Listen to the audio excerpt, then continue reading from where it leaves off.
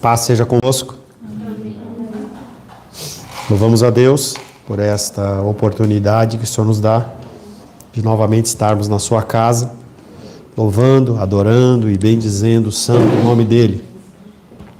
Poderíamos estar em outros 1000 lugares, mas estamos na casa do Senhor, buscando o conhecimento dEle, o entendimento dEle, buscando fazer cada vez mais a vontade do Senhor. Antes de procedermos à palavra, apenas uma observação em relação a que o Alice falou dentro da fala dele, em que ele disse que a pornografia, ou qualquer outro pecado, mas a pornografia, quando entra na cabeça da pessoa, ela nunca mais vai ser a mesma. Isso é um engano. Nós temos, pela constituição da nossa mente, pelo próprio Deus, o fator da nossa mente chamado neuroplasticidade, que é que a partir do momento em que você abandona o pecado e você vai purificando, a sua mente ela se volta a um estado original. É uma característica que Deus cria na nossa mente para que a gente não fique refém do pecado. Não quer dizer que você pode vacilar, não quer dizer que você tem que se ações que você já se libertou, mas a nossa mente, pela graça e misericórdia de Deus, sim, ela se renova. Em nosso último encontro, estivemos meditando sobre o tema A Porta Estreita. As pessoas odeiam a ideia de que há um só caminho. Estava lá no Maranhão essa semana e pude, com o casal que me recepcionou, estar trabalhando algumas questões dentro da área e coisas que você já conhece, da soberania, da determinação do Senhor, sobre a condição da graça. E algumas coisas eram incômodas a eles. E essa ideia que nós falamos de um só caminho, ele incomoda o ser humano. O ser humano ele gosta de muitos caminhos, ele quer ter opções. Quando você vai num restaurante, você não quer que o restaurante ele tenha apenas 2, 3, 4 pratos, você quer que tenha uma infinidade, desde carne, peixe, massa e o que quer que seja, porque você tem que ser satisfeito dentro dos seus desejos. A visão de vários caminhos abraça duas questões que nós trabalhamos na semana passada, chamada a primeira delas de relativismo, que é a condição de que tudo depende. Como o Ares bem falou, hoje nós não temos referências e parece que tudo depende. Não há mais uma linha mestra, não há mais uma condição de que você tem que seguir, tudo depende. E também o pluralismo, que é a condição de muitas ideias. A questão de que eu posso ter o meu desejo, a minha vontade, a minha forma de adorar a Deus. Eu tenho a minha vida e eu posso dirigir a minha família como eu quero. Cada lar é um lar. Não, não funciona dessa maneira. Se você escolher qualquer outra religião ou qualquer outro Deus para você seguir, talvez você possa se encaixar nessa condição. Mas nós temos um Deus que ele rege e controla todas as coisas segundo os princípios e desígnios. Os seguidores de Cristo foram chamados cristãos logo após a formação da igreja primitiva. Mas antes disso, eles eram chamados de pessoas do caminho. Por que pessoas do caminho? Jesus, em várias passagens, ele apresentava essa condição de eu sou o caminho. Não há outra forma, não há outro meio. E por mais que o ser humano ele queira fazer isso, queira acreditar nisso, não existe outro caminho. Por isso que a porta ela é estreita. Jesus Cristo ele utiliza de várias comparações, mostrando que ele é o caminho exclusivo diante da qual você pode alcançar o Senhor. Mas ele disse que existe uma porta estreita e uma porta larga. A porta estreita ela é difícil de passar. A porta larga você passa, às vezes você pega uma garagem em que você vai parar o carro e aí até ela é justinha, se você não tomar cuidado você rala o retrovisor, ou rala a lateral do carro. E Deus ele fala, através do texto que nós já estamos lendo do Evangelho de Mateus, que a porta que leva à salvação ela não é larga, ela é estreita. Ao dizer que a porta larga conduz para a perdição, Jesus está falando, usando um termo como sinônimo de inferno. Essa questão de uma porta estreita ou porta larga, a porta larga é um caminho que leva para o inferno. O problema é que é difícil você passar pela porta estreita. Você tem que abandonar coisas. Você tem que deixar padrões que você até então achava que eram bons, que eram corretos. Por isso que a palavra que a gente tenta proclamar aqui na igreja é exatamente essa que dá esse tipo de problema. porque ela vai confrontar você. Eu posso simplesmente olhar para você e falar que está tudo certo quando você faz uma coisa ou outra, ou deixa de fazer, talvez você fique mais feliz. Mas a minha obrigação é realmente alertar você e trazer esse tipo de confronto. É difícil passar pela porta estreita, e ela leva um caminho difícil, por isso tão poucas pessoas escolhem este caminho, esta porta. Em contrapartida, é fácil passar pela porta larga. Ela dá em uma estrada extremamente ampla, por essa razão, ela é a opção da maioria das pessoas. Quando você anda aqui em Brasília, você vê 2 pistas, 3 pistas. Lá nos Estados Unidos, quando eu estive lá, tinham 8 pistas, 9 pistas, 10 pistas. E você fala, poxa, é um negócio muito mais fácil de você dirigir, e talvez as pessoas elas se alegrem muito mais. É emocionante a gente ouvir a respeito do avivamento. Se você vê igrejas na Coreia do Sul, se você vê povos alcançados na África, você começa a olhar aquilo lá, você fala, caramba, que lindo e maravilhoso, milhões de pessoas em um culto aceitando Jesus. Você olha em cultos na África, um mar de pessoas, de 1 milhão de pessoas aceitando, enquanto lá na igreja primitiva 3 mil pessoas aceitaram a Cristo, ali 1 milhão de pessoas, 2 milhões de pessoas. Mas será que essas pessoas, elas realmente se converteram? Ou será que elas estavam ali naquele momento de emoção? Se elas estavam ali apenas naquele momento de comunhão junto com outros irmãos? Eu temo que a grande maioria dessas pessoas, elas se encontrem num caminho espaçoso. O caminho para a perdição, e essas conversões sejam apenas emocionais. Não sei se é por isso que a nossa igreja ela não cresce. Mas a direção que eu tenho de Deus é de apresentar o máximo número de pessoas que vierem a mim, o caminho da porta estreita, mas ele não é agradável. Nós estamos novamente com um número reduzido. Menísia, que a mãe e Tivel estavam sem luz, a Vânia e o André estão viajando, mas outras pessoas estão em outros lugares, fazendo outras coisas. Nós não sabemos onde eles estão ou o que estão fazendo. Não estou dizendo que a nossa igreja ela é perfeita, não estou dizendo que a nossa igreja ela é a única, mas apesar de todas as coisas, eu tento trazer para vocês sempre o caminho da porta estreita. Quero convidar você a abrir a palavra de Deus no Evangelho de Mateus, capítulo 7.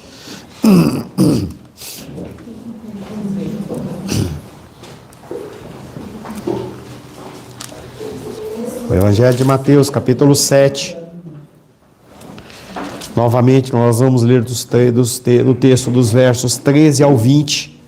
Quero convidar você a ficar de pé para ouvir a palavra de Deus em reverência às Escrituras Sagradas. Elô, espera um pouquinho, só ler a palavra, daqui a pouquinho a mamãe pega você no colo. Só um minutinho. Só um minutinho, tá? Lê com a mamãe aí. Evangelho de Mateus, capítulo 7, versos de 13 em diante. Entrai pela porta estreita, larga é a porta e espaçoso o caminho que conduz para a perdição, e são muitos os que entram por ela. Porque estreita é a porta e apertado o caminho que conduz para a vida, e são poucos os que acertam com ela. Acautelai-vos dos falsos profetas que vos apresentam disfarçados em ovelhas, mas por dentro são lobos roubadores. Pelo seu fruto os conhecereis. Colhem-se porventura uvas dos espinheiros ou figos dos abrolhos? Assim, toda árvore boa produz bons frutos, porém a árvore má produz maus frutos. Não pode a árvore boa produzir frutos maus, nem a árvore má produzir frutos bons. Toda árvore que não produz bom fruto é cortada e lançada ao fogo. Assim, pois, pelos seus frutos os conhecereis. Palavra do Senhor, amém? Senhor, te louvamos, te adoramos e bendizemos pela leitura da tua santa e bendita palavra. Agradecemos porque a tua palavra atravessa épocas e eras e nos alcança nesta noite. Queremos pedir, Pai querido, que o teu Espírito Santo fale conosco, nos dê direção, nos guie. E peço, Pai querido, que o Senhor me conceda a capacitação, como teu filho, em trazer uma palavra santa aos nossos corações. Oro em nome de Jesus. Amém. Podem se assentar em nome de Jesus. A palavra de hoje tem como título: Falsos profetas geram falsos cristãos. Do que você se alimenta. é normalmente o que você vai refletir. Passei uma semana na casa da minha mãe, comendo muito. Maranhão, fui lá, acabava o culto, acabava a ministração, saímos para comer, comida. O casal que me recebeu montava uma mesa farta no café da manhã, com lanche, com pão, com queijo, presunto, melão, mamão, uva, requeijão e tudo que você imaginar lá, pão de queijo, e você come. E aí eu já senti aqui na minha barriguinha, ela crescendo, falei para a Rô, eu tenho que já resolver. Aí encontrei o Felipe hoje de manhã, falei, Felipe, isso aí não te pertence. E ele falou, já estou dando um jeito nisso. Por que eu estou dando esse exemplo? Porque daquilo que você se alimenta é aquilo que você vai gerar. Não tem conversa. O cuidado do que você vai se alimentar espiritualmente é mais sério ainda. É muito mais sério. Porque não basta você ficar sem comer. Então eu posso fazer uma dieta e vou fazer alguns exercícios e aí reduzo o meu peso em uma semana, 15 dias, 20 dias talvez, eu retomo o meu peso original e está tudo certo. Espiritualmente não funciona assim. As palavras que procedem de falsos profetas, falsos homens e mulheres de Deus, elas criam um dano muito grande, porque elas vêm exatamente ao encontro daquilo que você deseja. Então a pessoa, ela olha para você num tempo de prosperidade e fala para você, trabalhe mais, contanto que você entregue o seu dízimo, entregue a sua oferta, está tudo certo. Rompa e quebre o dia do Senhor, porque você tem direito a ser feliz. E o Alias, eu senti como ele tomado pelo Espírito aqui, quando ele começou a falar, no finalzinho, e eu vi uma ira santa dentro do coração dele. E é exatamente isso. Quando você falecer, o teu trabalho não vai com você. A tua loja não vai com você. Os seus clientes não vão com você. E você vai se encontrar com o Altíssimo. Jesus identificou um dos problemas que tornam o caminho estreito mais difícil. Falsos profetas. E aí, como nós somos movidos pelo mesmo Espírito, eu estou com a citação aqui anotada aqui sobre o peregrino, que foi uma citação que o Alice fez na abertura dele. O livro O Peregrino, ele foi escrito na prisão por um autor chamado John Bunyan, se não me engano, por volta de 1700 ou 1600, acho que 1700. E ele foi preso por proclamar o Evangelho, e ali ele escreve a história do peregrino. E mostra a figura de um homem chamado cristão. E aquele homem, ele descobre que há um caminho. Ele estava de pecado nas costas, parecia um tumor enorme. E ele andava pelas ruas, e era normal. Mas, certo momento, ele teve uma visão do fim dos tempos. E ele viu o fogo consumindo. Ele viu a destruição e ele ficou apavorado. Naquele momento, ele começou a procurar este caminho. Interessante que ele deixou a sua família. Ele deixou tudo em prol da sua própria salvação. E mostra aquele homem andando por vários caminhos e muitas pessoas, como falsos profetas, chegando a ele dizendo, não precisa ir por aí. Você não precisa ir para a igreja todo domingo. Você não precisa abençoar nada. Você tem que pensar em você. E aquelas pessoas o convenciam parcialmente. E alguns deles tiravam ele do caminho e ele sofria. Falsos profetas, eles fazem isso. Mateus capítulo 7, verso 15 diz, acautelai-vos, tome cuidado com os falsos profetas, que se vos apresentam disfarçados em ovelhas, mas por dentro são lobos roubadores. Essas pessoas, elas não se apresentam como maus. No período do Antigo Testamento, a maior ameaça à sobrevivência de Israel não era o poder militar dos filisteus, não era o poder militar dos amalequitas ou dos assírios. A maior ameaça ao bem-estar do povo de Deus sempre foi de falsos profetas. Sempre foi. Deus, ele sempre enviou homens de Deus para que as pessoas ouvissem da palavra dele e pudessem ter a oportunidade de decidir, eu quero seguir por esse caminho ou quero seguir pelo caminho do Senhor. Esse era um grande problema que Deus encontrou quando enviou o profeta Jeremias para chamar o seu povo ao arrependimento.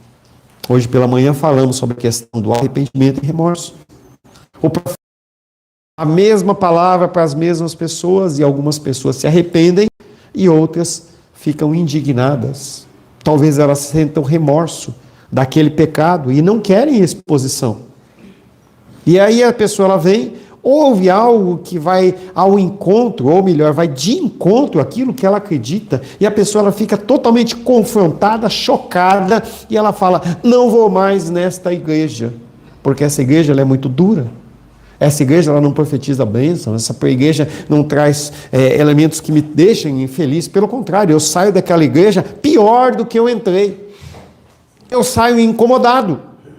Jeremias tinha esse problema. Parecia que cada vez que Jeremias abria sua boca e dizia aos israelitas o que Deus faria se não mudassem de atitude, vários outros falsos profetas se levantavam para dizer: não é bem assim. A luz incomoda as trevas.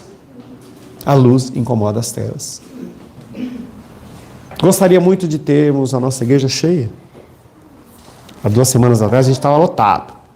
Gosto de ver isso. Mas eu também sei que a palavra de Deus não é para todos. Pessoas vêm e vão. A nossa história já teve uma troca de membros mais de 100%. Em que as pessoas elas vêm, ouvem, acham bonito, acham legal. Alguns visitantes que entram e ouvem, mas as pessoas elas não se sentem bem. Mas é exatamente isso que a palavra tem que fazer. Fazer com que você se sinta mal. Jeremias falou claramente aos israelitas que ele destruiria o templo. Exilaria da Babilônia durante 70 anos. Mas os falsos profetas, eles se levantaram. Jeremias 23, 17.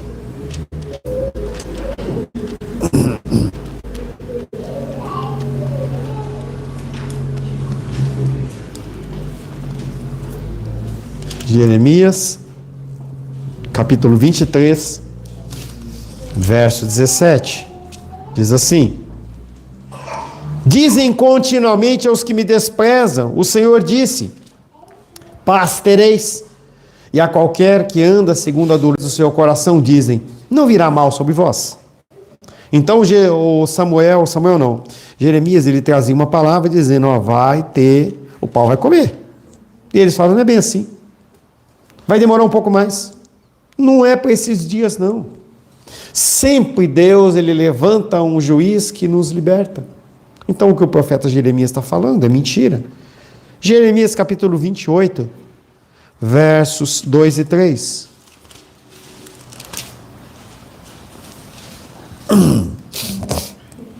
Assim fala o Senhor dos Exércitos, o Deus de Israel, dizendo, isso aí o falso profeta dizendo, porque Deus já tinha falado através de Jeremias que iam passar 70 anos. Quebrei o jugo do rei da Babilônia. Dentro de 2 anos, não 70, eu tornarei a trazer a este lugar todos os utensílios da casa do Senhor, que daqui tomou Nabucodonosor, rei da Babilônia, levando-os para a Babilônia. E aí a gente vê todo esse texto, pessoas que levantam a voz dizendo, não é bem assim. E aí nós vamos de encontro àquela história que nós falamos na semana passada, o relativismo. Não é regra, não existe padrão. Ideias, eu posso ter várias formas de pensar e adorar ao Senhor. Existe sim diversas igrejas, existem vários pensamentos, mas a linha mestra sempre é e sempre será Cristo. Havia a figura de Semaías, o Namanita, em Jeremias 29, esse falso profeta respondeu às cartas de Jeremias, enviando as suas próprias cartas aos sacerdotes em Jerusalém, pedindo que Jeremias fosse repreendido e colocado num tronco. Esse homem está levantando palavras de confusão, coloca ele no tronco. Não é exatamente o que está acontecendo quando alguém olha para alguém que é de um outro gênero e fala, ele ou ela. Se você olhar para um homem que é trans e todas essas variações e você dizer ele, a pessoa te processa. O Ratinho foi lá e falou, deputado, olha, ela não é uma mulher biológica. E ela está sendo processada em 10 milhões de reais. Mas como que a gente acata uma coisa como essa? Como que eu vou chegar e falar assim, olha, eu comprei um elefante que voa, e você fala não, aí eu processo você, e a justiça acolhe isso. Esses são os tempos que nós vivemos. Esse é o tempo que nós vivemos, é o tempo que o profeta Jeremias estava falando. Ele fala, vai ter, não vai ter. É, não é. Pascua, o sacerdote, embora fosse sacerdote, não especificamente chamado de profeta em todos os textos, ele respondeu às profecias de Jeremias, ferindo e colocando no tronco, na porta de Benjamim. Aquele homem vai na frente, pega Jeremias, pelo que ele estava falando, prende ele. E as pessoas passavam com frutas e jogavam, você já deve ter visto isso naqueles filmes de Idade Média, aquelas frutas podres jogavam na cara dele, trazendo o escárnio dele, como se ele estivesse falando alguma mentira. Jeremias, por fim, ele se cansou. E ele foi até Deus e disse, Jeremias capítulo 20. Deixa Jeremias aberto aí. Jeremias, capítulo 20, versos 7, 8 e 9, diz assim: Persuadiste-me, ó Senhor, e persuadido fiquei. Mais forte foste do que eu e prevaleceste. Sirvo de escárnio todo dia. Cada um deles zomba de mim. Porque sempre que falo, tenho de gritar e clamar violência, destruição. Porque a palavra do Senhor se me tornou um opróbrio e ludíbrio todo dia. Quando pensei, não me lembrarei dele, e já não falarei no seu nome. Então isso me foi no coração como fogo ardente, encerrado nos meus ossos. Já desfaleço de sofrer e não posso mais.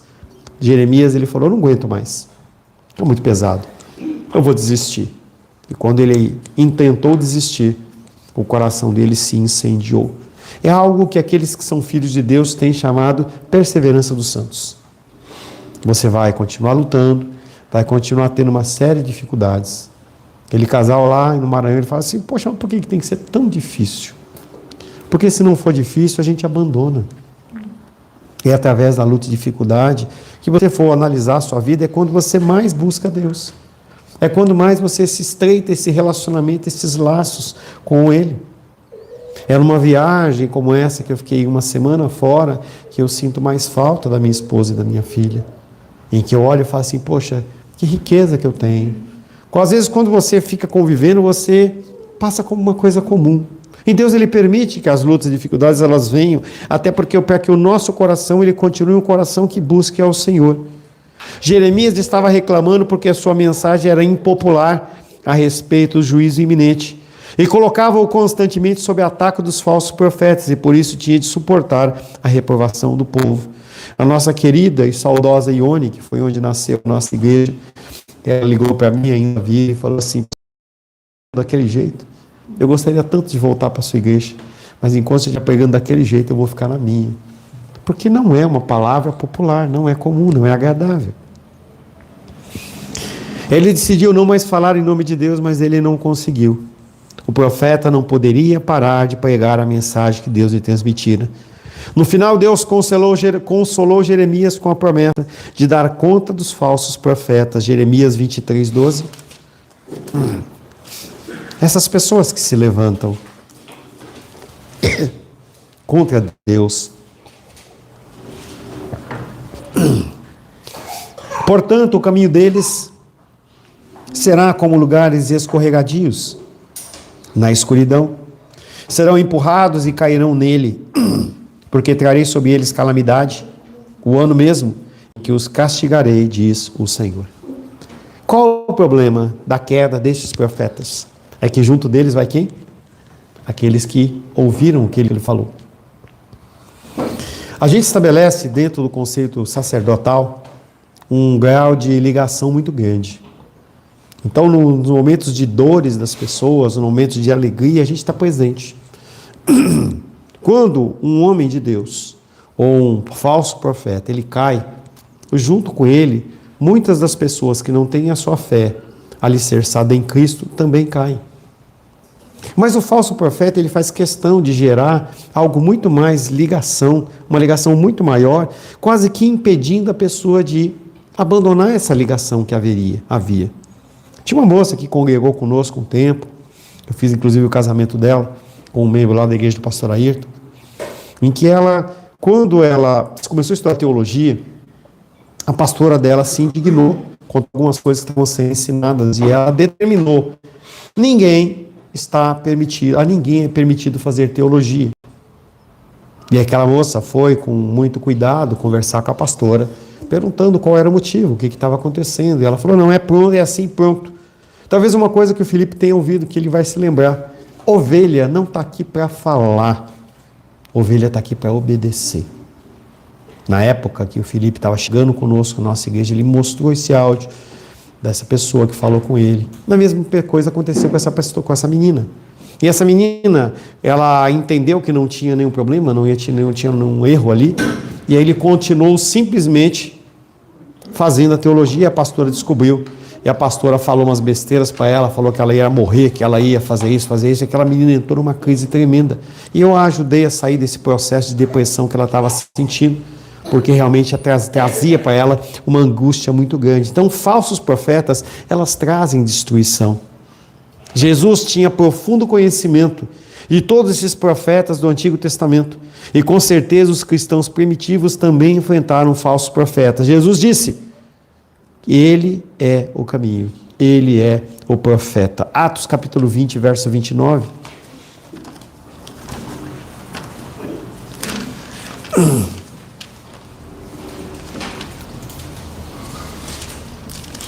Atos capítulo 20. Queria pedir para o nosso irmão Wallace ler esse texto, não. Ele está lá fora. Atos 20, 29. Eu sei, isso é texto de Cristo falando. Eu sei que depois da minha partida, dentre vós, penetrarão lobos vorazes que não pouparão o rebanho. Apóstolo Paulo, ele vem falando nessa condição aí, ele mostra que aquelas pessoas iam se levantar como lobos vorazes, tentando de alguma forma acabar com aquela questão do que estava sendo pregado, desta porta estreita. Nós temos que buscar discernimento. E o interessante é que a falta da prática também leva ao esquecimento. Se você tem uma habilidade em alguma coisa e você deixa de a praticar, o que vai acontecer é que você vai começar a perder esta habilidade. Se você, a Raene foi lá, fez o curso lá do buquê, não sei o que, ela continuar praticando, cada vez mais ela vai fazer um buquê cada vez mais bonito. Mas se ela deixar de praticar, vai chegar uma hora que ela vai errar. Se a pessoa está acostumada a fazer um nó de gravata e ela parar de praticar, ela se perde. São coisas que são do ser humano. A mesma coisa é a busca do conhecimento, do entendimento do Senhor. Nós temos que buscar cada vez mais discernimento. As advertências contra falsos profetas se baseiam necessariamente na convicção que nem todos os profetas são verdadeiros, nem todos são genuínos. Que a verdade ela pode ser violada, que os inimigos do evangelho, em geral, escondem sua hostilidade e tentam passar-se por companheiros cristãos, que foi o que o Alice falou. A pessoa vai e abre uma igreja para a comunidade LGBT, e aí fala assim: bom, tá tudo certo. Nós vamos pregar aqui o amor, nós vamos falar aqui das graças do Senhor, e as pessoas elas estão lá naquela condição pecaminosa e elas se sentem acolhidas por aquilo que aquele líder fala. E elas acreditam porque aquilo vai exatamente em encontro com o próprio coração. Aquilo que é falado, que vai de encontro ao nosso coração, é agradável.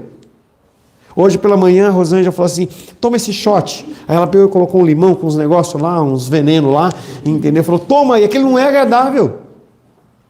E não é para ser agradável. Porque a palavra de Deus ela não é para ser agradável. É para trazer cura. Porque nós estamos enfermos. Se você não entender que você está enfermo, está doente, você vai procurar o quê? Coisas boas. Você vai procurar aquilo que te agrada. À primeira vista, eles, profetas falsos profetas, usam linguagem bíblica, demonstram piedade bíblica, não são distinguíveis dos verdadeiros profetas. Via um grande pastor conhecido, em que ele falava assim: olha, eu tenho uma casa de recuperação com tantas pessoas, eu atendo tantos orfanatos, eu atendo tantas pessoas nas ruas, alimentação, o que vocês estão fazendo? E aí ele vende aquela ideia de que o trabalhar dele em obras sociais é maior do que o evangelho, e não é. Jesus diz que o discernimento para proteger a comunidade dos lobos deve vir da própria comunidade. Sim, o pastor ele tem uma obrigação maior de cuidar e zelar pela vida das ovelhas. Sim. Mas nós, como membros do corpo de Cristo, nós temos que aprimorar esse discernimento cada vez mais. Nós temos que buscar entender cada vez mais as situações que estão acontecendo na nossa vida, para que a gente possa, de alguma maneira, interagir de uma maneira positiva, não só com aquela situação, mas também ensinando e alimentando as pessoas que estão à nossa volta com aquilo que é verdadeiro e corrigindo.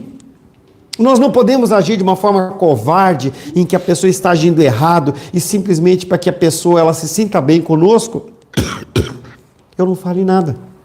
Jesus não fazia assim. Não é declarado o dano causado por esses falsos profetas, nem a espécie de falso ensino, mas o Sermão do Monte, ele mostra como pano de fundo no Antigo Testamento que uma coisa que eles não fazem é ensinar o caminho para a porta estreita. Sempre o falso profeta, ele relativiza a coisa. Não é bem assim. Eu lembro que na época lá de São Paulo, a minha irmã ainda congregava com a gente lá, ela me levou para a igreja do Evangelho Quadrangular. E aí ela começou a me perguntar algumas coisas. Começou a falar sobre festa junina, começou a falar sobre uma série de questões, e eu comecei a dar algumas posições um pouco mais duras e um pouco mais radicais. E aí ela ia para o nosso pastor, e o pastor falava assim: não, o que é isso? Não tem nada, não tem nenhum problema não.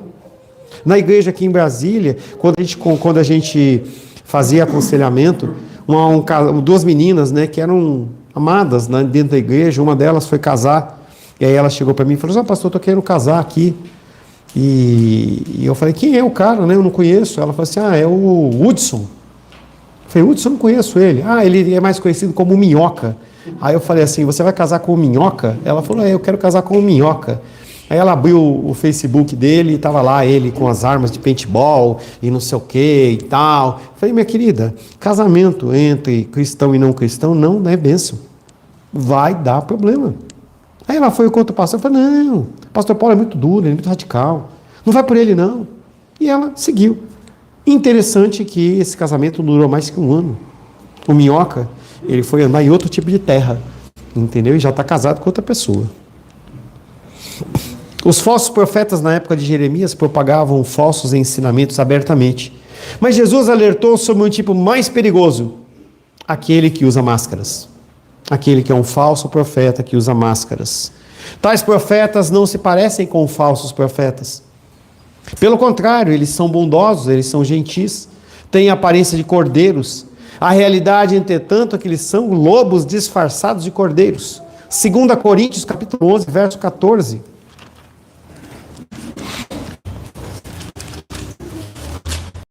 2 Coríntios, capítulo 11, verso 14. E não é de se admirar, porque o próprio Satanás se transforma em um anjo de luz. As pessoas veem a figura de Satanás e ele está travestido de um anjo de luz. E as pessoas olham e falam assim: ele não está de chifre, ele não está todo vermelho, ele não está com tridente, ele não está com rabo. Essa figura é uma figura criada na cabeça do homem, porque não existe nenhuma passagem de escrituras que descreve Satanás com essa performance, com essa cara. Mas ele se transveste de coisas que a gente entende. É interessante que quando nós imaginamos, por exemplo, a figura de Jesus Cristo e Maria dentro da Igreja Católica Romana, aparece a figura de Jesus com olho azul. Por que isso? Por que Maria tem uma pele branca, tem clara, cabelinho cacheado? Nós temos que entender que a figura de Jesus Cristo e Maria, elas tinham um tom de pele mais aproximado da cor da pele do Hades do que de qualquer uma. A pele era castigada pelo sol. Mas por que se cria essa figura de pessoas brancas, com olho azul, com cabelinho cacheado? Para ser aceito. Então, como que eu vou apresentar, por exemplo, numa igreja lá nos Estados Unidos, que é totalmente racista, com a cor negra, eu vou apresentar um Jesus que é da cor negra? Então, eu apresento um Jesus da cor o quê? Branca. E as pessoas, elas tentam de toda maneira fazer essa maquiagem para que aquilo que está sendo apresentado seja recebido de uma forma que não seja repudiada. Esses falsos profetas, eles podem ser reconhecidos por aquilo que produzem. Mateus capítulo 7, verso 16. Como que eu vou reconhecer, como que eu vou identificar um falso profeta? Mateus 7,16 diz: pelos seus frutos conhecereis. O que essas pessoas geram? O que a família dessa pessoa mostra? Como que ele convive no seio da igreja e fora dela? Como que essas pessoas agem, como reagem? Em outras palavras, eles, falsos profetas, eles podem ser reconhecidos por aquilo que produzem, pelas consequências que geram a vida da igreja. Um grande câncer que aconteceu dentro da igreja foi no século XIX, em que houve o liberalismo, em que as pessoas, a condição do depende, começou a se andar de uma forma muito mais forte. Essa condição liberal em que eu posso agir e fazer o que eu quero dentro da casa do Senhor. E hoje nós vemos igrejas que antes eram igrejas históricas, igrejas monumentais, transformadas em nada. Eu separei 3 casos. Na Alemanha, uma antiga igreja católica romana, ela foi convertida num centro de escalada indoor. A Luísa está fazendo escalada indoor. Pois é, na Alemanha você vai encontrar uma igreja lá que a pessoa faz aquelas escaladas, porque aquilo que era para um templo de adoração ao Senhor agora não é mais. As pessoas vão lá se divertir. Nos Estados Unidos, uma antiga igreja chamada São João Batista funciona atualmente como um pub, uma cervejaria, utilizando os elementos arquitetônicos para criar um ambiente mais gastronômico. O que era antes um local de pregação do evangelho virou um boteco. Na Espanha, uma igreja centenária que foi grafitada e transformada em uma pista de skate pública. Tudo isso fruto do liberalismo. Pessoas iam para as igrejas, em vez de ouvir uma palavra que era realmente do altar do Senhor, ouviam palavras que eram agradáveis e foram dissolvendo aquele cristianismo, e a pessoa foi deixando o cristianismo de lado, até que as igrejas elas deixaram de existir. Ao discorrer sobre o tema da frutificação, Jesus faz uma pergunta retórica, a parte B do verso 16 de Mateus 7. Porventura, colhem-se uvas dos espinheiros ou figos dos abrolhos? Hoje pela manhã eu dei um exemplo. Perguntei para a Rayane, que manga você gosta? E eu perguntei para ela, se você plantar a manga A, ela vai dar a manga B? Ela falou, não. A mesma coisa é aqui. Não tem como essas pessoas que não pregam o evangelho colherem o amor de Deus, a prosperidade divina, a saúde espiritual, não vão colher. Aparentemente está tudo certo, mas não está tudo certo. É como aquela construção em que a água do mar ela vai batendo e ela vai danificando a estrutura, de uma hora para outra. É aquilo que a gente vê no Rio de Janeiro. O que acontece é que aquela montanha inteira ela desce e sai levando tudo, porque não foi construído sobre a rocha. Em locais com vinícolas bem cultivadas, elas se estendem por quilômetros ao longo de colinas. Nessas vinhas crescem cachos de uvas maravilhosas. Em nenhum lugar você vê espinheiros, porque espinheiros não geram uvas. Se há uvas, a planta da qual ela cresce certamente não é um espinheiro, mas é uma videira. O agricultor procura árvores produtivas, árvores que dão frutos, não árvores que produzem frutos corrompidos. Mateus 3,10. O que acontece com as árvores que não dão bom fruto? Já está posto o machado à raiz das árvores. Toda árvore, pois, que não produz bom fruto é cortada e lançada ao fogo. Ele, o bom agricultor, ele, cristão, que conhece a palavra, é capaz de diferenciar as árvores boas das árvores ruins pelo fruto que produzem. Ontem a gente estava almoçando lá no Maranhão, aí uma pessoa olhou para mim e falou assim, pastor, você já experimentou o abacaxi? Eu falei, não, vou experimentar. Comi, parecia um abacaxi em calda. Um abacaxi de grande, de ótima procedência. Senão ele era azedo, ácido, você não consegue nem comer. Pode-se fingir de acordo com as normas do reino por um tempo, mas no fim, o que o indivíduo é, se revela pelo que ele faz e não pelo que ele fala. Cada um de vocês, da qual me incluo, quando nós estivermos diante do Senhor, nós vamos ver se realmente nós somos ou não somos cristãos. Porque eu posso falar muito. O Felipe pode vir aqui falar muito bonito. O Alex pode falar muito bonito. Mas se não há uma prática disso, é vão, é perda. As palavras que eu profiro, que o Felipe profere, que o Alex profere, eles podem ser provados pelo fogo e vão ser encontrados como um metal precioso, ou é feno e palha que se queime e ser jogado no lixo. Por mais que alguém vigie as suas palavras, no fim, elas o traem. Em última instância, os falsos profetas pervertem a fé, porque a fé vem pelo ouvir e ouvir a palavra de Deus. Os falsos profetas promovem a divisão, amargura, incredulidade. Jesus resumiu o seu ensinamento na passagem que nós lemos em Mateus 7:20, que diz assim: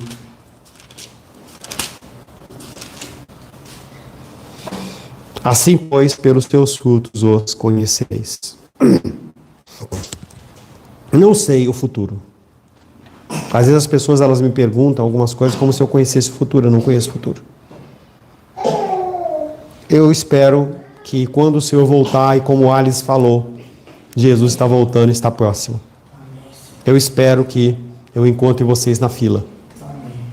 Espero realmente. Mas vai ser amarga também a outra fila. A fila para o inferno. Porque naquele dia você vai poder meditar sobre tudo que você ouviu e você deixou passar. Palavras como essa são palavras que têm que gerar no seu coração a meditação.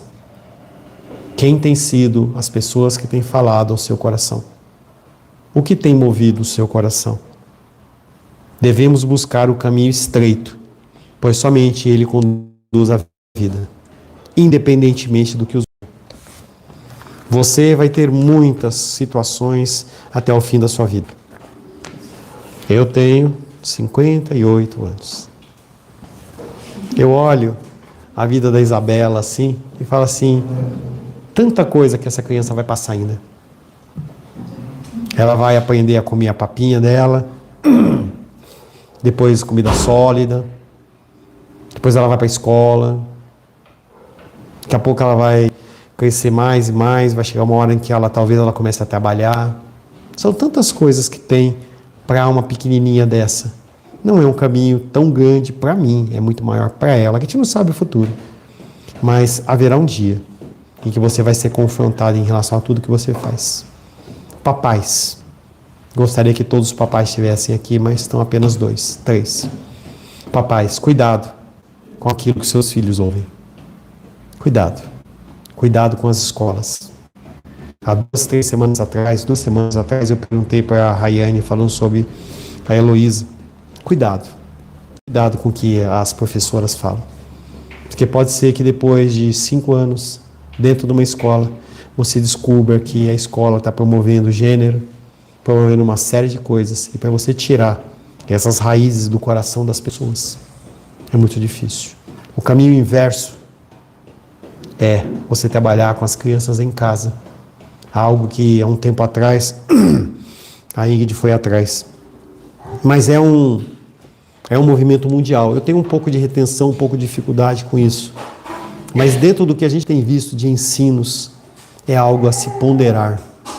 Se ponderar. Ah, mas eu quero ganhar dinheiro, eu quero prosperidade. Será que a saúde da minha filha espiritual, ela vale a pena? Eu estou dizendo para você, não é porque eu fiz isso. Eu não tive esse ensino. A Luísa, em pequena idade, com quanto tempo ela foi?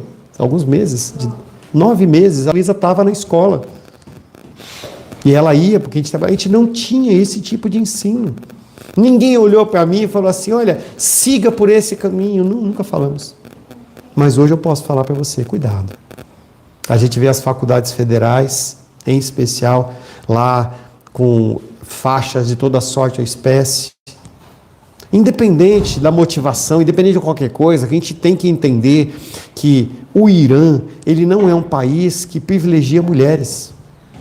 Estava vendo uma reportagem falando, o líder deles lá, em que as mulheres que eram presas, que iam ser assassinadas, que elas eram virgens, elas recebiam uma ordem do Ayatollah lá para que elas fossem estupradas, para elas não morrerem virgens. Lá tem um aplicativo para dizer para as mulheres quanto que elas valem, para que o homem possa casar. Como que a gente pode apoiar uma coisa como essa? E eu não estou dizendo que ataque dos Estados Unidos está certo, nada disso. Eu estou dizendo sobre ideologias, que a gente tem que tomar cuidado, porque essas ideologias elas estão nas escolas.